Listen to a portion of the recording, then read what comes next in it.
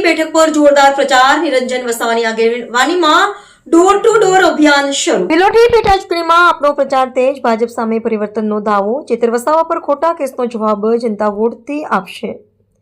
તાલુકા પંચાયતની બિલોટી બેઠક પર યોજાનારી પેટા ચૂંટણીને લઈને આમ આદમી પાર્ટીએ ચૂંટણીનો પ્રચારને વેગ આપ્યો છે।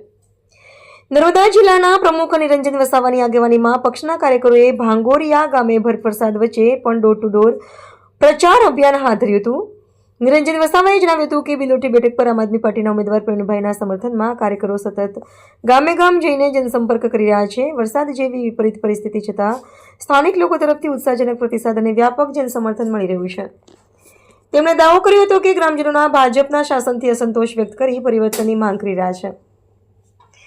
તેમણે વધુમાં જણાવ્યું હતું કે અગાઉ આ બેઠક પરથી લોકપ્રિય બહુમતીથી ચૂંટાયેલા પ્રતિનિધિઓ અકાળ અવસાન બાદ તેમના જ પરિવારના પ્રવીણભાઈને આમ આદમી પાર્ટીએ ઉમેદવાર બનાવ્યા છે।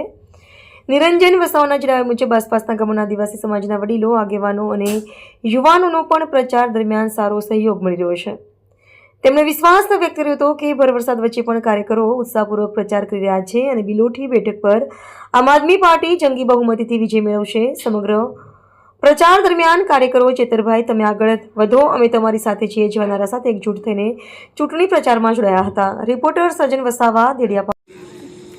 આજ રોજ નેત્રંગ તાલુકા પંચાયતના જે સીટ આપણે ખાલી હતી બિલોટી તાલુકા પંચાયત, એ બિલોટી તાલુકા પંચાયતના કવાચિયા ગામે આજે દિનેશભાઈ આમ આદમી પાર્ટીમાંથી તાલુકા પંચાયતમાં ઉમેદવારી કરી છે।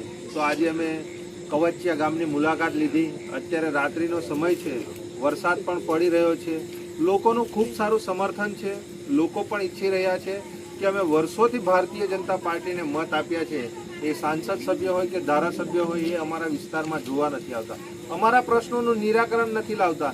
એના માટે જેવી રીતે અમે ગુણવંતભાઈને આવનારા દિવસોમાં જીતાડ્યા હતા, એવી જ રીતે આ દિનેશભાઈએ જે ઉમેદવારી કરી